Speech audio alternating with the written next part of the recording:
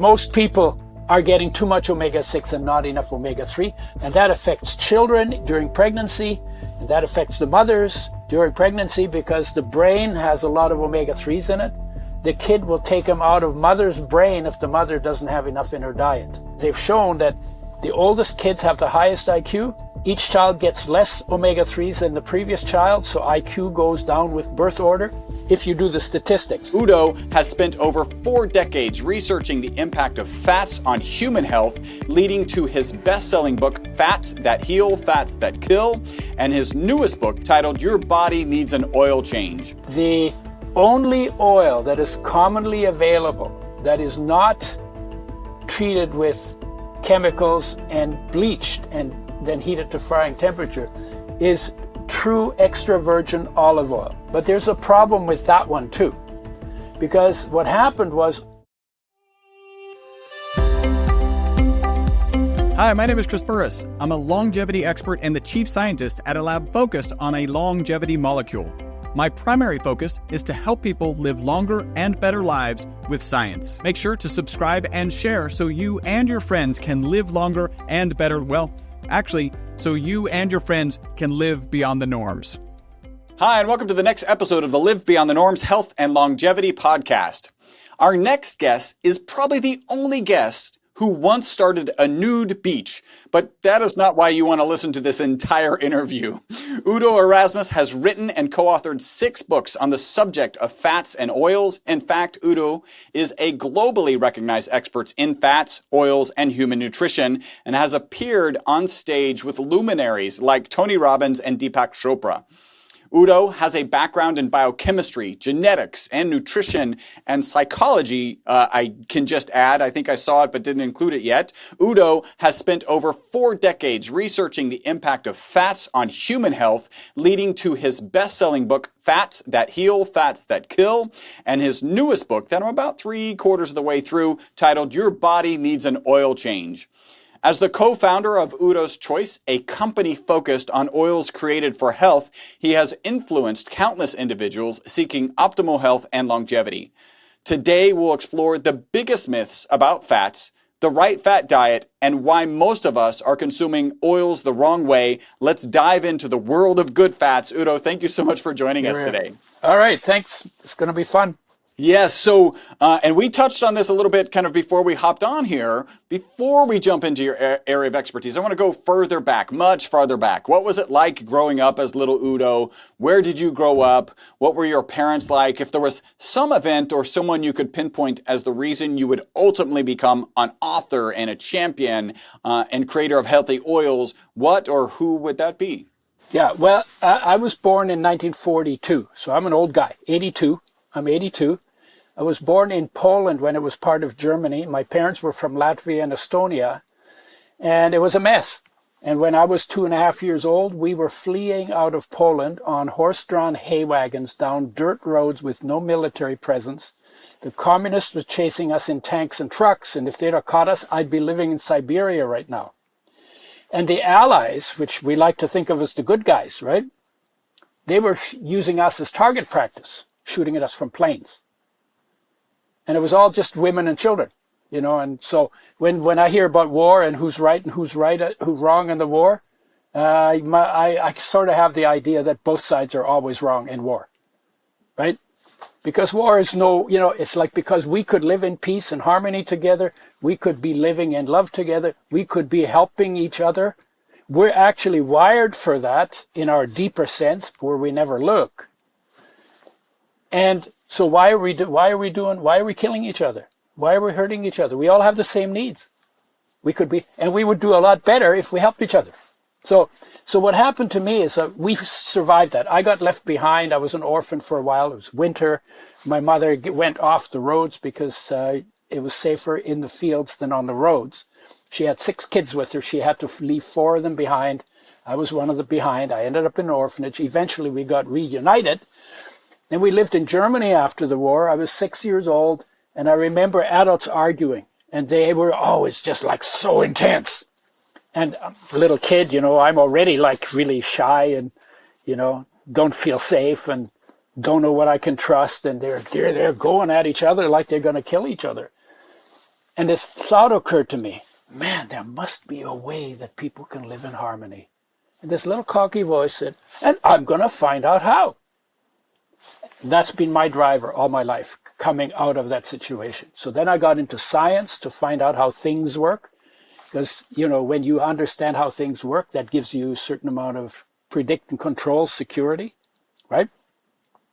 Then I got into psychology.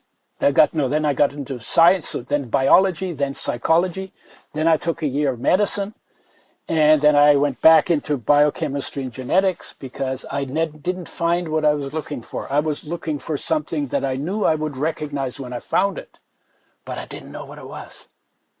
And so that I was very driven by like an ache in my chest. We call it heartache. When I was 17, my heart ached all the time, and I could not shake it. I couldn't. I lost the ability to get distracted. I didn't know what it was, and I wanted to know what it was, and I wanted to deal with it. So it's kind of like all of that, now I look back at that and say, what a gift to be born in a crazy situation like that because of what it pushed me to look at. And out of that came not only like the oil that we're going to talk about, but I probably know more about human nature from a logical, explainable, teachable point of view than anybody else on the planet. And I've looked at what they say about, you go on Google to say human nature. You look at human nature. Garbage. It just head trips. And no real sense of what is a human being. And, we don't have a teachable field of human health. As the closest would be maybe Buddha and Krishna and maybe Christ. They had some things to say about how to live, but it's not organized, and they were a long time ago, and we could put together something awesome because we know enough about how things work. So you're already kind of walking down a path kind of into my next question, which is, okay, yeah. In your book, the beginning is quite philosophical. You have just shown some of that just now.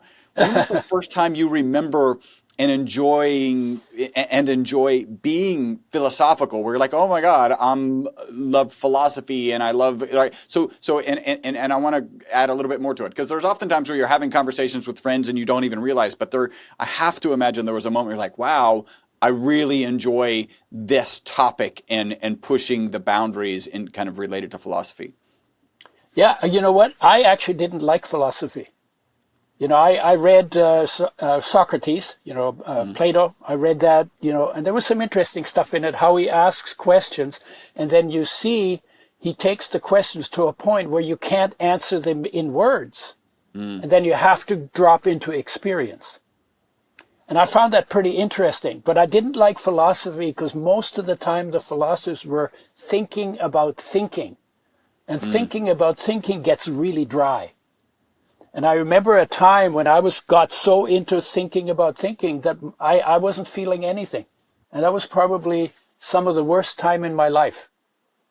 I'm not interested in words. I'm interested in words to try to express an experience. But I'm actually really interested in experience. What does it feel like to be me? What is there in the space that my body occupies? So I'm more experiential, and I would say I'm more mystical than philosophical. But out of that, of course, comes stuff that people who don't have mystical experiences will consider, oh, that's a philosophy. They call it a philosophy. But it's always been about discovering for me how things work, what the nature of things is from an early age. And my parents, because they went through so much garbage stuff, First World War, Bolshevik Revolution, Depression, Second World War. My father always said to us, question everything. And honestly, that was the best advice. We didn't have a good relationship, but that was good advice. So I do question everything, but not just to be negative, but to realize, what people say may not be true. What you read may not be true. And there may be some people are lying to you on purpose because they have an agenda. And they may be lying to you because they think they're telling the truth, but they actually haven't engaged with the topic enough to get to a deeper level of truth in that topic. Right? So, and I don't want to, because I want to get to oils, but I do love this topic. Do you have a favorite kind of person you would call a philosopher that you kind of follow some of the material they're putting out these days? Maybe a podcast, maybe a YouTube channel, or anything along those lines? No, what I do is I do a stillness practice every day. I'll usually do an hour and a half, sometimes 2, sometimes 1, depending on what my day is like. But where the stuff that you call philosophy comes from is actually from closing your eyes, getting really quiet, bringing your focus into the space your body occupies, and then just noticing what's in that space. And out of that, I have insights. I have 10,000 pages of insights that come out of that still space. And It could be on any topic. And it's simple stuff, but it's some of it is actually quite profound. And it's like, wow, how did I come up with that? Well, it's not I don't come up with it. I go to a place within human beings where those insights are natural, exist there. And then I write them down because some of them are useful. And if I don't write them down, then by the time I finished my practice, I forget them. And so in 2006, I began to break my stillness practice to write down the insights that I come up with. I got 10,000 pages of it. So your modern philosopher would be deep inside of you. Inside of everyone. Now, I think if you look in history, I would say the people who were most philosophical in the way you use the word would have been Buddha, would have been Krishna, might have been Lao Tzu in China, might have been Christ, might have Socrates comes close, but most of the other philosophers and the mystics. So Meister Eckhart, and there were some of the philosophers actually had spiritual experiences. But those spiritual experiences are not spiritual. They're biological. They're built in. Therefore, they come from the nature of being a human being. They're not something like external. They're not something special in that sense. It's just what's special is that most people don't go to that place in them where that wisdom lives. Because we're usually mostly going out with our senses, dealing either with the trips in our head, nothing new there, that's all the old stuff that we picked up, and interacting with everything that changes. So we're talking about the body, the mind, emotions, people, and the environment. And they all change, and that's a survival story. And so, when you're in survival mode, you're not tripping on the beauty of life. You're just trying to save your ass, basically, right? So you quote Buckminster Fuller in your book. He's a visionary for whom the molecule I work with is named. And what kind of an influence did Buckminster Fuller have on you, if any? He was around when I was in my 20s. I read, I think his main book I read a long time ago. I've been around people who saw him as a great philosopher. The thing that I liked the most about him, he was said, first of all, you don't want to fight the old. You want to make it obsolete by creating something new. So in other words, instead of bitching about everything that's wrong, why don't you put some effort into doing what you think should be done to make it right? And that's harder work than bitching. When people bitch, you know 2 things about them. They know there is a better standard. That's the one thing. The second thing is they don't want to do the work. They want somebody else to do the work. That's what complaining is, right? Okay. Yeah. So I like that. And then the other thing he talked about, making it work for all at the expense of none. And, if you have any heart, you can't but be in love with that. Wouldn't it be nice if 8 billion people really got their simple needs met and got to enjoy the experience of being human for the short time that we have it? Yeah. And so that's more like him. And he was a guy, I didn't follow him so much, but yeah, he was a visionary, and you could say, oh, well, no, we're never going to have peace on this planet. Well, we could, So I'm not willing to say we can't have peace on the planet, because the peace is built into us. But we have to go there to connect to it. And then that comes to expression. And we're not doing that. So we're not doing our homework, and that's where all our problems come from. Yeah, it's harder to get to peace than to complain, as you have pointed out. Yeah. Talk about how you ended up needing to fix your own health. I got married. We had 3 kids. My marriage broke up. I was really upset. I wanted to kill something. And I took a job as a pesticide sprayer, because pesticides are only made to kill living things. You didn't want to kill something. You wanted to kill a lot of some things. Yeah. Well, it was a big impulse. A small topic, but a big impulse. Yeah. And and we kill them by either poisoning the nervous system or by interfering with energy production. Mm-hmm.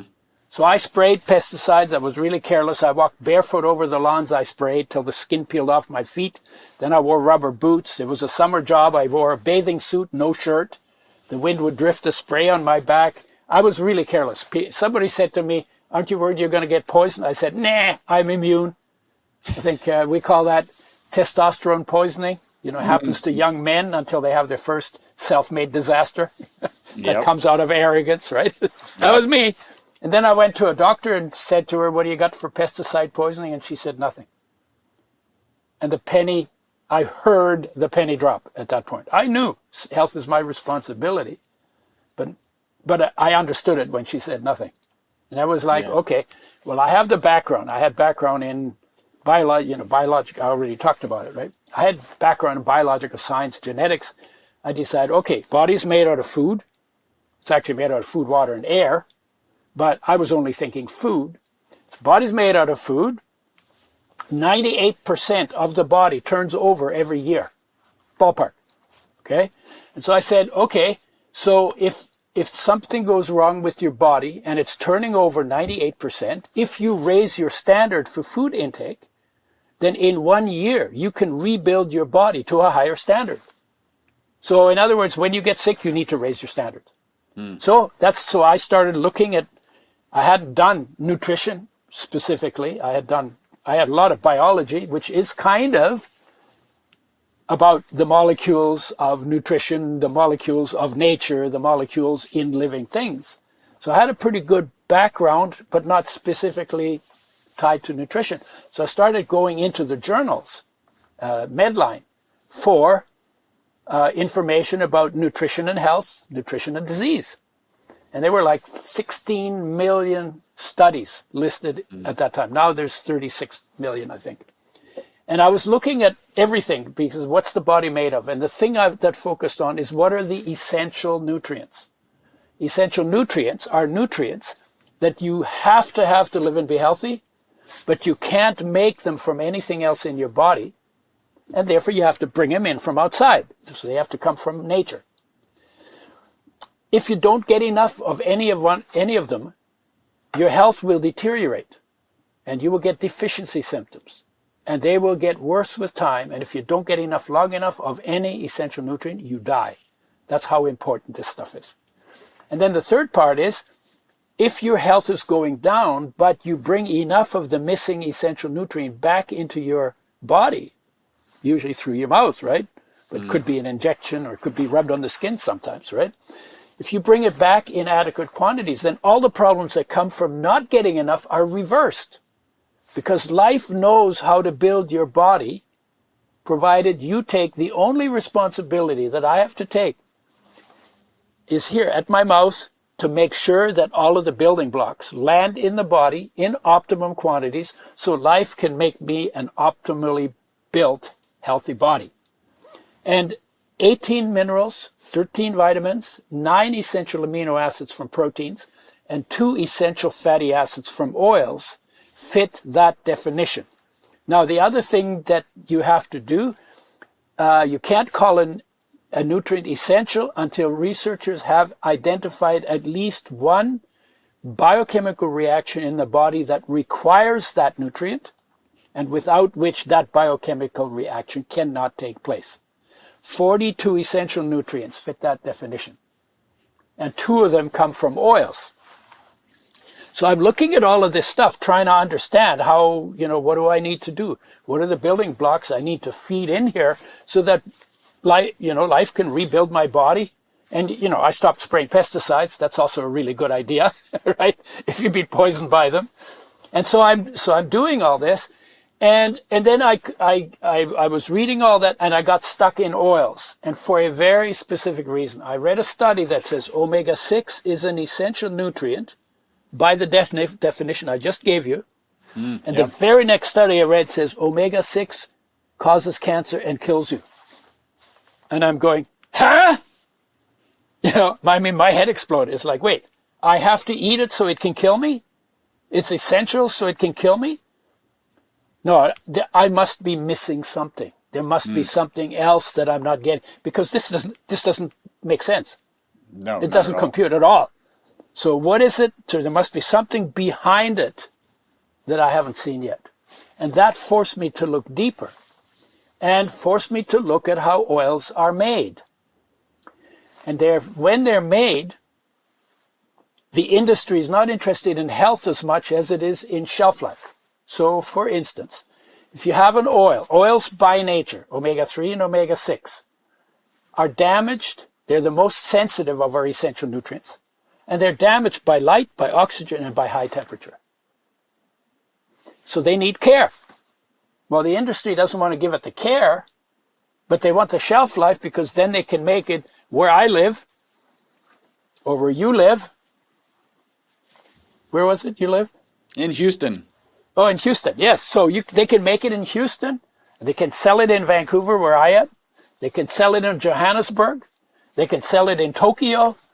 They can sell it in Shanghai. And they can sell it in Berlin. And they can sell it in Buenos Aires. And they can sell it in Sydney, Australia. So you have a global market if you can get a shelf life on a topic. Well, oils, will freeze ice cream and will freeze steaks so we can do the global market. And for some reason, we have never wanted to do that with oils that need that freezing more than any other nutrient, because they're the most sensitive of our essential nutrients. And so I found out that because of the interest in shelf life, 0.5 to 1% of the oil molecules are damaged by the industrial processing. And that's true for just about all of the oils we use, except for extra virgin olive oil, if it really is extra virgin olive oil. Okay? So then I called them, and I called the American Oil Chemists Society, because I said, I've been poisoned. I'm interested in health. You can't do that with damaged molecules that never existed in nature. So I called them and I said to them, I want to talk to a researcher. They put him on the line, and I said, well, when you know this does damage to the oil, why do you use this process? So he says to me, well, one of the reasons we use the high temperature process called deodorization is we can get rid of half the pesticides in the oil. And I'm going, in my head, it's like another explosion, right? And say, wait, I've been poisoned by pesticides. He's telling me there's pesticides in the oil. They take out half of them and the other half stays in. I didn't even know. By the way, when you're looking at the article where omega-6 is essential and then omega-6 causes cancer, and you learn this fact that only half of the pesticides are boiled away, you start to get some awareness of why omega-6 might actually be problematic. Well, that would be one. There's more to it than that. But okay, so I said to him, well, I didn't say, oh my God, we got pesticides in oils. I said to him, why don't you start with organically grown seeds? Because then you don't have to do this damaging process that you say you do to get rid of half of the pesticides, right? I don't want any pesticide. I've been poisoned by pesticides. This is not good news for me. Well, he didn't have an answer. There was this long silence at the other end of the phone, and then he beat me up on the phone. He says, I don't know what your problem is. The oil is 99% good. It's only 1% damaged. And what the hell are you squawking about? It's only 1% damage. So now I'm backing off, and I think, well, maybe I'm overreacting. Well, we have a saying, when in doubt, do the math. So we're going to do the math now. So I decided I'm going to find out in 1 tablespoon of an oil that has been treated with sodium hydroxide phosphoric acid, then bleached and then deodorized, which is what the process is. How many damaged molecules will be in that tablespoon of 1% damaged oil? And Chris, I want you to guess the number. So you asked this in your book, right? So I have actually, when you asked it, I thought immediately trillion. How many? 1 trillion molecules. Okay. And 1 trillion has how many zeros? I don't remember a lot. 12. 12. Thank you. I was good at I math. believe you. Yeah, okay. It's 12. Okay. Okay, so would you like to know how, and I do this because the people who listen to you, they don't have a basis for making that judgment because they don't know how small molecules are. So they don't know how many molecules fit in a tablespoon. And there's a way to figure it out, but most people don't have the science background to do it. Yep. Okay, so I ask a lot of times when I do the talks and the new people, and if they know, I ask them not to play because the point is this. So you think it's 1 trillion. That was I mean, and a trillion has 12 zeros, you said. 12 zeros. And the actual number is 60 quintillion. So you are 7 zeros too short. Actually 6 followed by 7 zeros. So that is 1,000, 1,000,000, 60 million times too low in your estimate. Yep. Now, why is that a problem? Times too low. Yeah. And usually people don't, I mean, you're even closer. Usually people don't get closer than within 1 billion times. Yeah. So, and part of so what just we're doing is we're underestimating by 1 billion times the damage we're doing to ourselves when we're using damaged oils. Yeah. And when I found out how much it was, that 1%, 60 quintillion molecules, I said, I can't get healthy on oils like that. We should be making them with health in mind. What do you have to do? Well, I'm a farm boy. We tinker, haywire things together, right? Well, you have to protect the oil while it's being pressed, while it's being filtered, while it's being settled, and while it's being filled. From the time it's closed in the seed, nature's packaging is very good, right? Till it's in a brown glass bottle, nitrogen flushed, with a box around it, in the fridge, in the factory. No light, no oxygen, and only low temperature are allowed to get to that oil. That's how you have to do it. So then I designed that. And then we had engineers build it for us. And then out of that came flaxseed oil, which is the richest source of omega-3s. How'd you find flaxseed oil? Because I know that's something that's kind of germane to your focus. Like so you're like, I've got to make this oil, right? You kind of use your help as many people as possible, don't harm any mentality, philosophy, and then you somehow landed on flaxseed oil. Like what did that process look like? Let's see. Mahatma Gandhi once said that wherever flax becomes food for the people, there will be better health. So I had heard that. But there was also linseed oil. Linseed oil was made by the industry standards, and sometimes it was boiled with lead because that would make it, and it was used as paint. Like you paint furniture with linseed oil, and then you smell the rancid linseed oil, and it cross-links and forms a protective layer on what you painted. And so it was used for furniture all the time. But it was a damaged form and it had lead in it. So we decided to call it flaxseed oil to make the distinction between that stuff and fresh oil made with health in mind. Okay? So that stuck. We called it flaxseed oil. That was the same seed, but a different method for making the oil. And the linseed oil was on the market. It was actually, the FDA had called it an unsafe food additive, but people had brought it on the market and they left it. And when we came out with flax oil and started making a lot of noise, they started acting on it. And then they tried to shut us down. And they didn't. And we argued with them, and we won the argument because they were calling it a food additive, but the other oils, they weren't calling it a food additive. But they were saying, well, we call it a food additive because you add it to food. Yeah, well, are you doing that with other oils too? No, we're not doing that. Well, then you can't do that with us. So they backed off. And then 10 years later, I talked to one of the commissioners, and I asked him, why didn't you shut us down? He said, we wanted to, but you had put a 3-month shelf life on the oil, because we were very fastidious about making sure this oil was fresh. And he said, in the time that you put on your shelf date, the oil was never damaged. And so we couldn't. So we could have taken you to court. We would have lost the court case. If we couldn't win the court case, we were going to take you out. And we never told anybody that they had called it an unsafe food additive, because I said, we have a job to do. We want to make the oil. It's good for health when it's fresh. We're doing it right. They have a job to do to protect the country, the people, honestly or dishonestly. There's lots of issues there, right?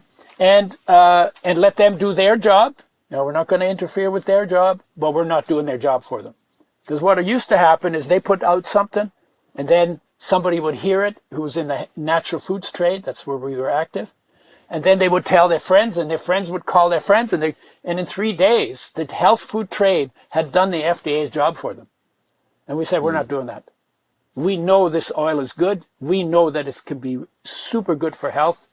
We know omega-3s have a ton of energy, improve healing, improve performance, improve oxygen metabolism, improve metabolic rate. And we'll let them do their job, and we're going to do our job.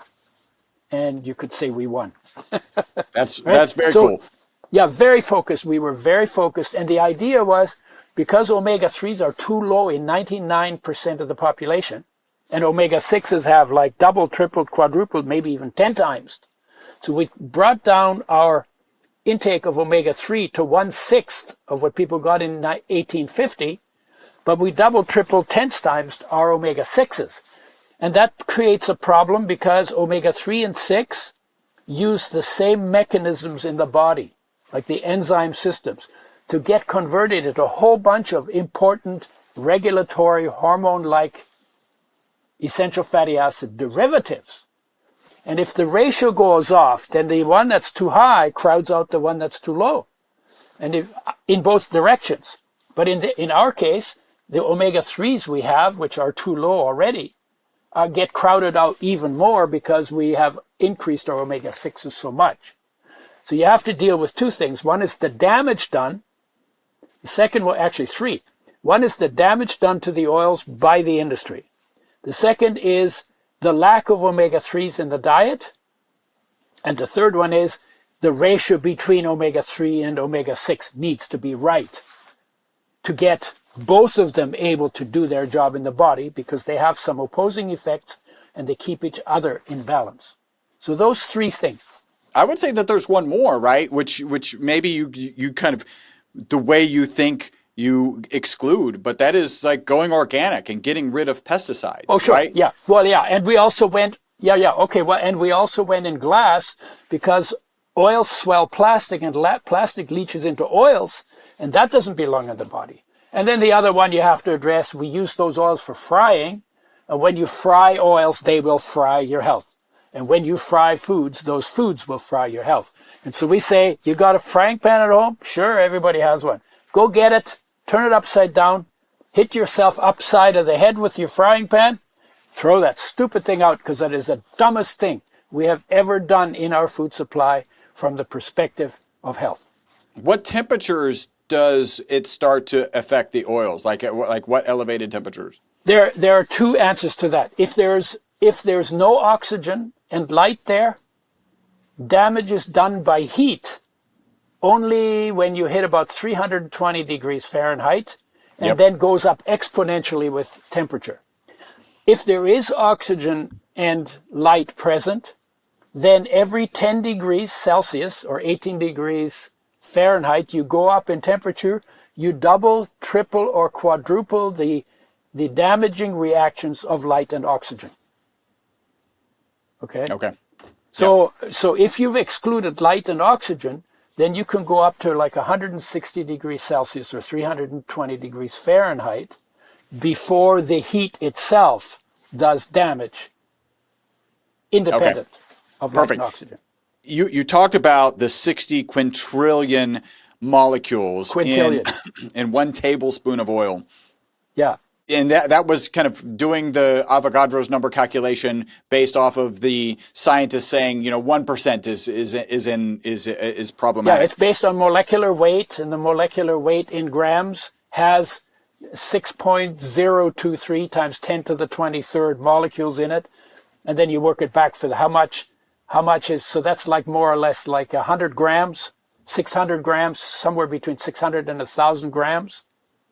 Yeah. And then you figure out how much of that is in a tablespoon, and then you figure out what is 1% of that.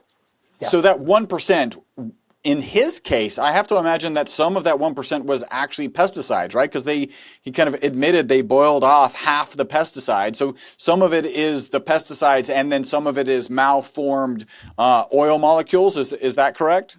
No, I wouldn't put it that way. I would say both. Because the pesticides are a much smaller amount, but they're more toxic. Mm-hmm. And then of the damaged molecules, there's probably somewhere between 10 and 20 different kinds of ways you can damage the oils when you get damaged. And there's like broken and cross-linked and double bond shifted and cyclized and polymerized and dimerized and oxidized. So there's lots of different ways you can damage molecules. And the problem with that is that those molecules don't exist in nature. And as we developed in nature, life created programs that adapted us to live within the natural system. Now you're putting something in your body that never existed in nature, that life never made a breakdown program for. And then they pile up, and then you get inflammation. Inflammation is caused by your immune system trying to hold your toxins in a place so that it can work on them. And if it can't break them down, then you get chronic inflammation. Guess what's behind most of our degenerative diseases? Chronic inflammation. Inflammation, yes. Inflammation. And then and then you'd use 2 or 3 or 4 tablespoons of oil, so you have to multiply that in. And then if you fry them, you kind of multiply that by another 3 to 6 to 10 times because you're doing so much more damage, right? And then you do that for 30 years. So you now have to multiply it by 11,000. That's the number of days in 30 years, ballpark. And then you look at the number of damaged molecules that you deliberately chose to insert into your body. And then after 20 years, 30 years, you get cancer. You say, well, I don't know what happened. I always ate good, because you didn't know the information. Yeah, there's a and so my thing was always, okay, I like transparency. I like, tell me the truth and let me make my own choices. But don't lie to me. Because when you lie to me, you basically lying is a form of dictatorship, because you take away people's ability to choose. Yeah. Right? So you can't make good choices on lies. On bad information. Or in business, you can't fix a lie. Yeah. You have to put on the table what's going on, and when you know what's going on, then you can address it. Make good decisions. I think it was Ben Greenfield that I heard once say, like, if you had a cup of sugar or a cup of bad oils, and maybe we can even go to a smaller quantity, like a quarter cup, that, we know sugar's bad for us and we should stay away from it. But he would take the sugar 100 days out of 99, which is ridiculous. But right, he would always take the sugar, because the sugar you could get through your system and would come out.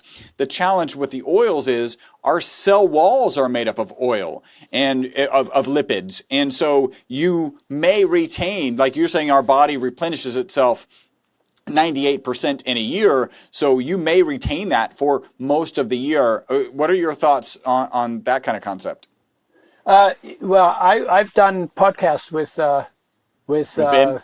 yeah, so he knows my stuff. Yeah. And I talk to him like I'm talking to you, basically. Yeah. Right?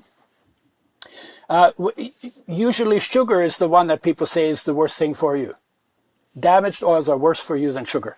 The single most destructive thing that we do. And we're doing it to ourselves, because nature doesn't make this stuff. We're doing it by thinking we're smarter than smarter than nature, or we think we can just do anything to food we want and it's not going to have any consequences. That's like stupid thinking. Yeah. Right? And especially because they're so sensitive. And yeah, the sugar, sugar is also used in some protein, like in lectins. There are sugar molecules that are hooked onto them. And white sugar, the problem with white sugar is fuel and it builds a fire. The fire is your life. And that's a whole other thing. We could do a podcast on what is life, because life is a fraction of solar energy. You're actually sunshine. Your life is sunshine. And you are that sunshine, not your body. That body is run by that sunshine. But that's a whole other thing that I'm doing total human nature and total health based in nature and human nature. Hey, super quick break from the podcast. Hopefully you're loving it. This is a way you can support the podcast and take advantage of a great offer. We're offering 50% off of one of our MCT bottles. MCT is an amazing oil. Add the ESS60 molecule to it. It's even more amazing. All you got to do is leave a review on iTunes, send us a notification that you've left that review. We'll get you a coupon code that'll get you 50% off of our MCT oil and free shipping. Back to the podcast. I've got a question for you, right? So you talked about kind of ancestrally, we've changed, and probably to a degree 1 to 6, where we used to get more omega-3 versus omega-6. Now we've flipped it, and we've actually probably increased the total oil consumption, so that can cause additional problems. And we've damaged them. What do we see? And we've damaged it. Let's just pretend that we were consuming good oil, but we had this current modern mismatch of omega-6 to omega-3. What impact might that have on us? You mean if the omega-3 and 6 were not damaged, but just in the wrong ratio? If both the omega-3 and the omega-6 were not damaged, yeah, but we're consuming them at a different ratio than we used to, what might happen? Okay, so because they use the same system in the body to be converted into other molecules with health benefits, if you get too much of one, it'll crowd out the other. And then you'll get what is called and in this case, we get way more omega-6s than we used to, and we get way less omega-3s. So you end up with what's called a functional deficiency of omega-3s. And what that means is you have omega-3s in your body, but they can't do their job because they're being crowded out by the omega-6s because the ratio is wrong, right? You could do that on flax oil. When we first made flax oil, because we wanted to bring the omega-3s back, I became omega-6 deficient on flax oil. Because flax oil has 4 times more omega-3 than omega-6. There's no traditional diet that high in omega-3s. The highest is about 2.5 times more omega-3. And I became omega-6 deficient on it. And I fixed it by eating sunflower seeds, which have omega-6s but no omega-3s in it. So you can do it either way. But most people are getting too much omega-6 and not enough omega-3. So most people are functionally omega-3 deficient. And that affects children during pregnancy, and that affects the mothers during pregnancy because the brain has a lot of omega-3s in it. The kid will take them out of mother's brain if the mother doesn't have enough in her diet. And out of that, women, they've shown that the oldest kids have the highest IQ. Each child gets less omega-3s than the previous child, so IQ goes down with birth order, if you do the statistics, because there are other issues involved. And then also women get depleted by their kids. Each kid depletes them more, and women get 2 to 15 times more than men. Chronic fatigue, depression, fibromyalgia, collagen, inflammatory, and autoimmune diseases, because they think of the depletion of essential fatty acids, especially omega-3s, during pregnancy. So the researchers say women need to make sure they get a reliable source of both essential fatty acids, and I'll add to it, undamaged, organic, made with health in mind, both for their own health and the health of their children. Huge issue. So is it fair to say, I think we have a clear picture that omega-3s are anti-inflammatory, can reduce inflammation in your body. Yeah, omega-6s, but to be fair, omega-6s turn into two things. Anti-inflammatory and pro-inflammatory, used for healing. That's part of healing. But when you get omega-6s and chronic inflammation, that comes from the damaged omega-6 molecules. That's not coming from the natural omega-6s. Okay. So, and the omega-3s turn into derivatives that are mainly anti-inflammatory. And they kind of run shotgun on the system. And when you lose your shotgun on that system, then the chances of getting more inflammation and not getting the inflammation brought down are the chances of that are much higher. So there is a lot of talk, and I think maybe I even misinterpreted what Ben Greenfield said, and a lot of people in the kind of biohacking space just saying all seed oils are bad, right? Like that is kind of the message that's going out there. And I've seen some people that I respect who like to dig into the research or like, listen, that's not what the research says. Yes. I have this sense that it's probably all improperly processed seed oils are bad. Is that where we land, like with your whole research? So I'm just going to say, everyone's saying all seed oils are bad. Yeah, You've and they're also saying omega-6s are bad. Yes. Yeah. Okay, so I have a question for those people. Why is it that omega-6s and seed oils are bad, but when you eat the seeds and nuts that they come from, that's associated with longevity? So what happened? So does it mean the fiber is longevity and the oil was bad? And why would anything that nature makes a lot of, that is in every food you eat, because the cell membranes have fats in them, and omega-3s and 6s are everywhere in different amounts. Why is it that, and they're essential nutrients you can't make, why is it there's these essential nutrients that you can't make but have to have, by the definition I gave at the beginning, are going to kill you? So the seeds won't kill you. They actually make you live longer. They make you healthier, right? And the oils are essential to health and to life. And now you're saying, so there has to be something else going on. And the people who say that haven't done all their homework. I told you why I did it, because I couldn't resolve that I have to have it and then it kills me. Yeah. And that got me looking at the processing. And the people who are saying this haven't looked at the processing, the issue. And then they make statements like, all oils are bad. And some oils, I mean, we've worked with athletes, you know, within a month of taking a tablespoon per 50 pounds of body weight per day of the blend that we put together after I became omega-6 deficient on flax oil, 6 deficient on flax oil. Within a month of taking a tablespoon per 50 pounds of body weight of that oil blend, the athlete's performance to exhaustion increased by 40 to 60% on average in 30 days. Wow. And this is with oil now, where this is not, so how come, and then what, on the 31st day they all die? No, no, we took them off, and then their performance went down. We put them back on for 8 weeks, watched it go up again, and then they quit on us because we were going to wash them out one more time for 6 weeks. And they say, no, sorry, I like the energy I'm getting. I'm not doing it anymore. So, you know, but the people, again, you know, the complainers club, you know, the people who, they know there's a better standard, but they don't want to make the effort that it takes to actually build out that standard, because that's a lot of work. And then they get attention. Because when you say fire in the theater, you know, everybody pays attention to you.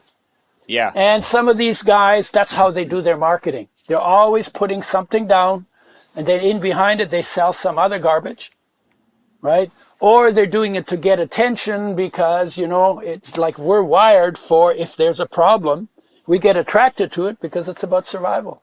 Yeah. So they're misusing the negativity to prop themselves up. And we didn't do that. We didn't do that. I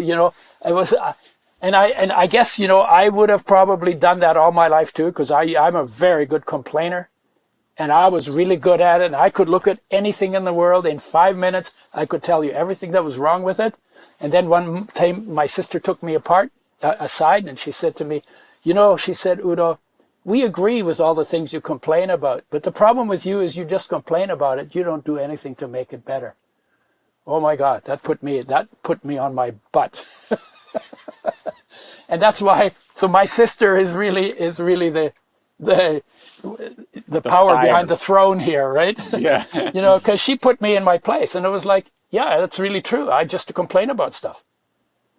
So yeah, and that's easy. Everybody complains, right? All the politicians complain, and everybody who doesn't like the politician complains, and complain. That's not good enough. That's good. We'll make it better. Yeah. That's what you cover in the beginning of your book. It was like, this guy is a philosopher at heart. So what percentage, if we were to just go buy every oil that's at the grocery store, what percentage of the oils that we might purchase at the grocery store would you suggest we should just stay away from? Like, is it you mentioned already, like if it's an actual cold pressed extra virgin olive oil, that's probably okay. But are we talking, maybe that's the reason, like all seed oils are bad because all sunflower seed oil that you might buy is problematic, and then all whatever other types of oils that you might buy, maybe they are actually problematic as you buy them, but they're not problematic on their own. Okay, so there's several things to look at. The first one is, if it's in plastic is leaching into the oil. Don't buy it. Yep. If it's in plastic, it's probably got pesticides in it, but not necessarily, but it likely, right? Yep. So so the oil should be organic, and it would say that on the label. If it was. The only oil that is commonly available that is not treated with chemicals and bleached and then heated to frying temperature is true extra virgin olive oil. But there's a problem with that one too. Because what happened was olive oil became very popular very fast about 20 years ago. And the demand grew way faster than the supply because olive trees grow very slowly. So what did people do? Well, in Spain, there was a bunch of people who put mineral oil into olive oil. And 1,000 people died from drinking mineral oil. Wow. And I think there were 10 or 20,000 people who got permanent disabilities from what the mineral oil did that they put into their belly that went into their body. So they did that. But the other thing that people often do is they will take the olive oil, put a little olive oil in it, and then they'll dilute it with canola and soybean oils, which are very readily available. But they won't say that on the label. So you don't know what you're getting. So how do you know you're getting real olive oil? Got to be extra virgin. And if you put it in the fridge, it needs to go solid, or at least it needs to form crystals in the oil. Because the monounsaturated fatty acids, they freeze at let me say that right. They freeze at a certain temperature, but the omega-6s and omega-3s don't freeze until you get to a much lower temperature. So if the oil doesn't freeze in your fridge, it may well have added other oils to it that have more omega-6 and more omega-3. Because olive oil only has 10% omega-6, no omega-3, less than 1% omega-3, and 80% of the oil is monounsaturated, which is not essential because your body can make that out of sugar and starch. And then the other last percent is saturated, which the body can also make out of sugar and starch and is not essential. So olive oil is good because it's not damaged. But in terms of getting your essential fatty acids, it's actually a lousy source. Now, and they didn't use it for frying. Traditionally in the Mediterranean countries where that started, they cooked their food in water, they dumped the water, then they added extra virgin olive oil because it enhances flavors, oils enhance flavors, and they improve the absorption of oil-soluble nutrients from our foods. Right? So that's so if you're using extra virgin olive oil, and it is extra virgin olive oil, you still got to get a source of omega-3, and you don't want to use it for frying, because frying is a health-destroying habit worse than white sugar. So I want to talk a little bit about I know in your book you discussed honing in on the right omega-3 to omega-6 ratio. Yeah. What's in your oils? Because it's not just one oil. How did you kind of ultimately, and I know it was like populations around the world, like what omega-3, omega-6 ratios do they use? Well, it's different. Like if you live near the poles, there are more omega-3s. Why? Because omega-3s are higher energy.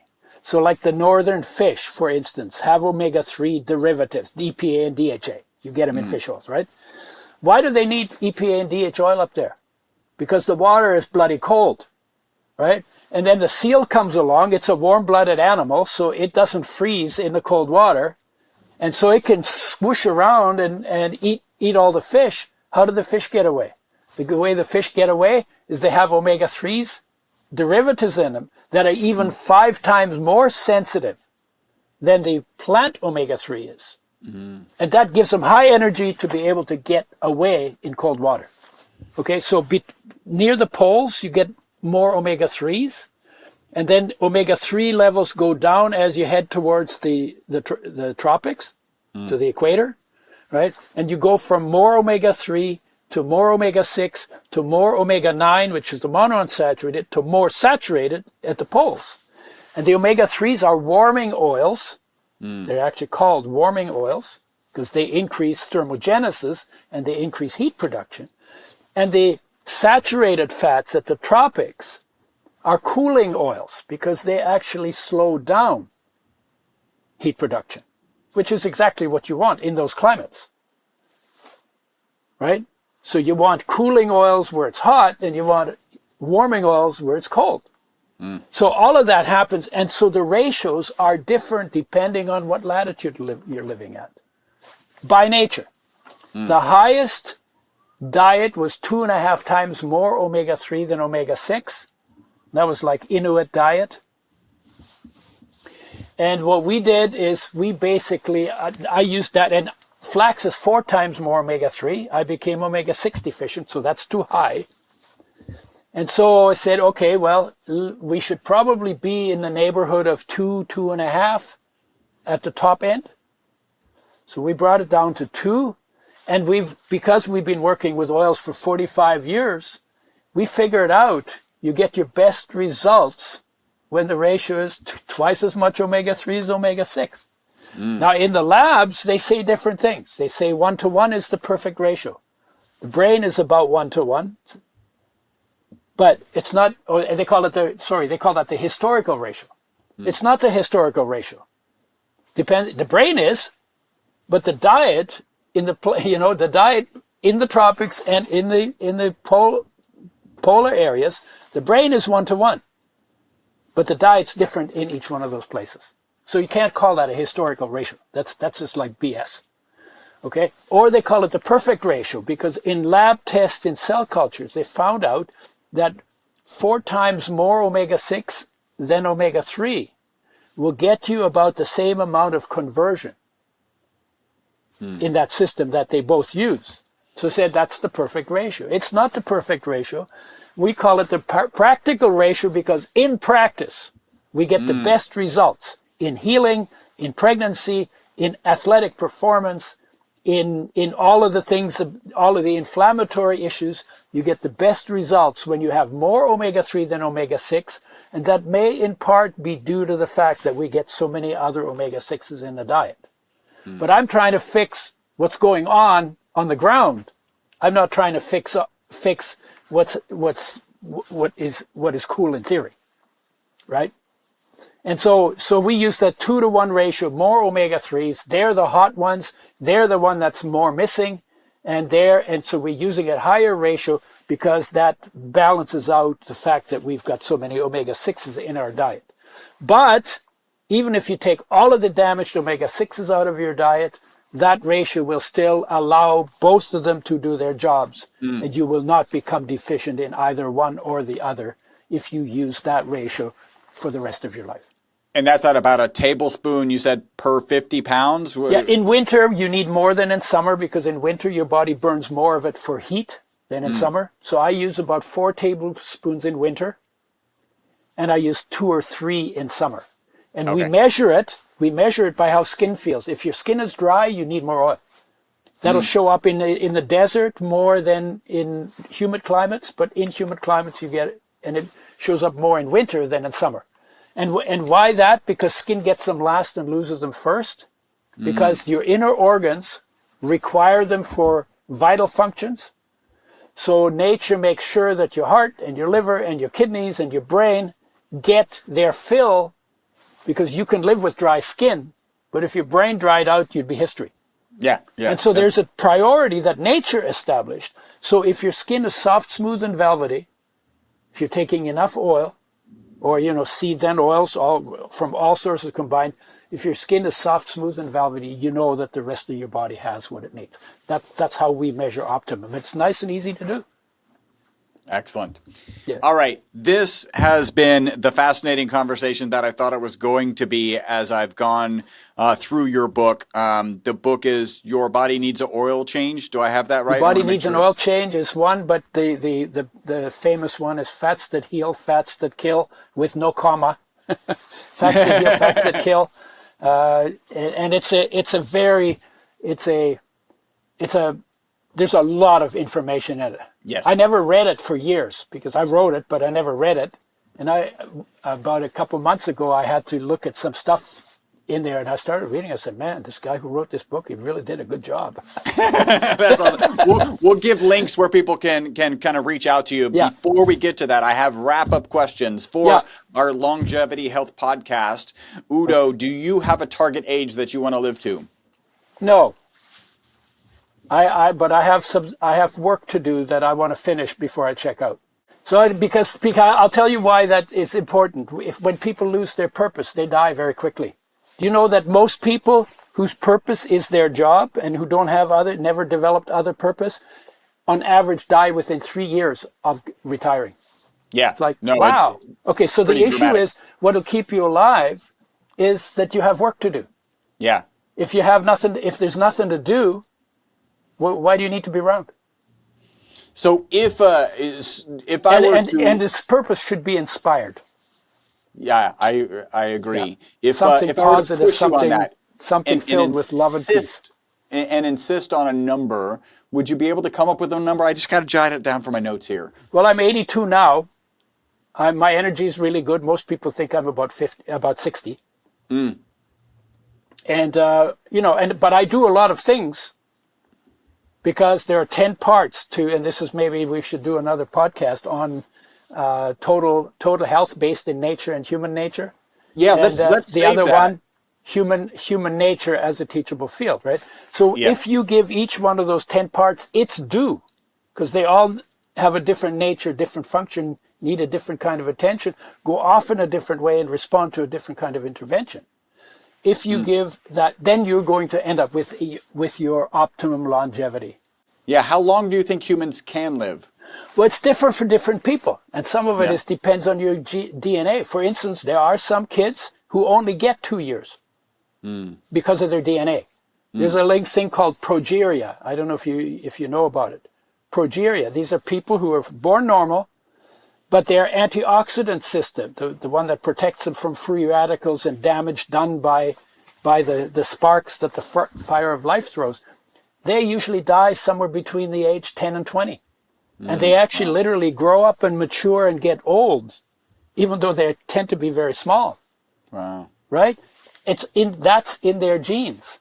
So you have a maximum lifestyle based on what is your genetic makeup, and I can't just look at you and say, oh yeah, you got 97 years, or oh, you only got 67. I don't know how to do that, but what we do know, it's different for different people. Yeah. But then there's lots of factors, and stress being one of them, and lack of purpose being another one, and heartache and discontent, those are killers. Yeah. Right? So there's a pretty good chance I'll make it to past 100. All right. So we'll put 100. And do you think that so humans 110 is kind of like what I think may be possible for me. But you know what? I could walk outside and a truck could run over my head. So, life is not certain like that. Life is a moving feast. Absolutely. A little walnut shell with a little with a little candle in it that's lit on an ocean with hurricane waves. Yeah. So, Right?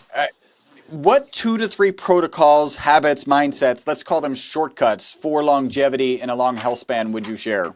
I think the one that needs the most attention and gets the least attention is downtime. Is I call it stillness time. And in stillness time, what you do is you don't do anything other than breathing. Breathing is your first doing, right? But we're supposed to be human beings, but we live addicted to human doings. And doing, they say, and then we say, work hard, and then play hard.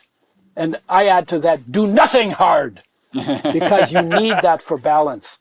And there's lots of good research now that says when you take time to chill, to get quiet, to go into the silence, to feel the love within it, to feel the peace that is your universal being, when you do that, it extends your life and reverses aging. And So prevents degenerative diseases. So that's first, right? Stillness. Yeah. I also put kind of, that fits in the category, I think, of mindset. No. No? No. Mindset is mental. In order to get to stillness, you have to transcend the mind. Okay. Mind is where all of your chatter is.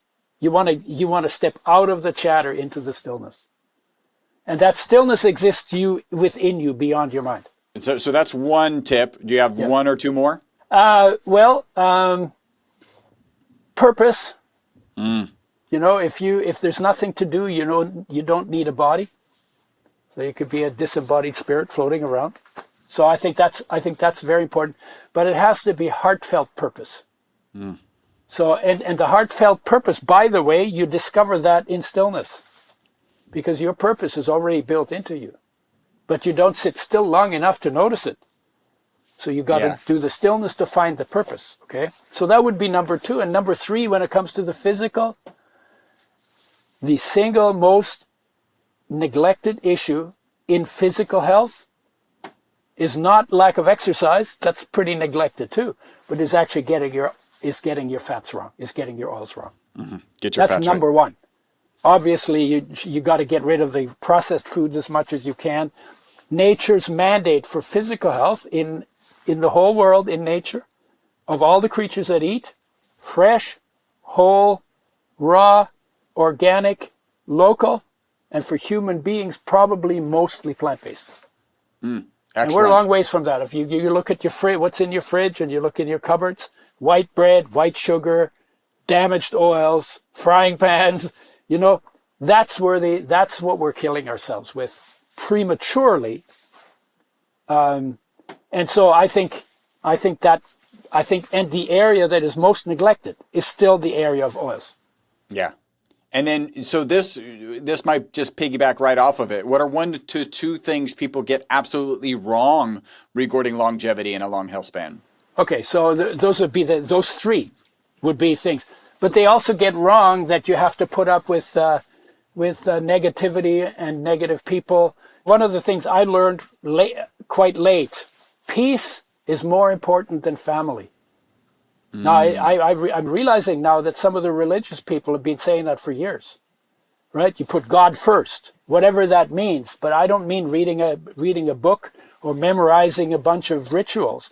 I'm talking about being present in the peace, present in a presence within you. Because every human being was born with the potential of everything that was in the masters. But the masters took it seriously, and we mostly just dabble in it, right? Yeah.